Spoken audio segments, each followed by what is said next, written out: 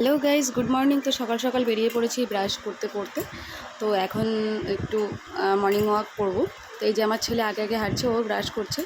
তো এখন একটু যাব ঠাকুরের দর্শন করতে। এই যে এই রাস্তাটার ওপর দিয়ে যাচ্ছে, এই যে তোমরা দেখছো এই যে কালো কালো সব, এগুলো পুরোই হচ্ছে জাম।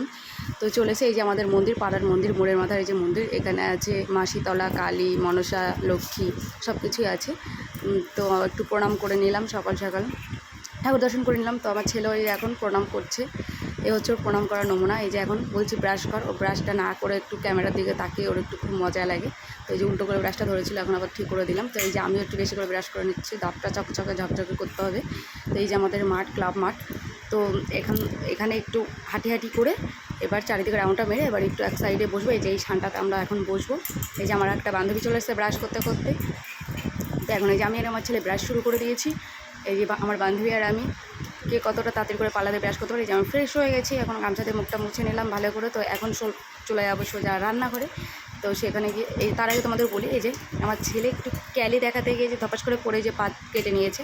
তো যাই হোক, এই যে চা, এই যে আমার চা আর বিস্কিট। তো আমি বিস্কিটটা চপাং করে খেয়ে নিলাম, তোমরা তাড়াতাড়ি করে খেয়ে নাও। আর আমার ছেলের ম্যাগি হলে তো কোনো কথা হবে না, যে বাচ্চাদের খাওয়া শুরু করে দিয়েছে। তো যাই হোক, এই পর্যন্ত ভিডিওটা ভালো লাগলে সবাই লাইক, বাই বাই বলে দাও তো একটু।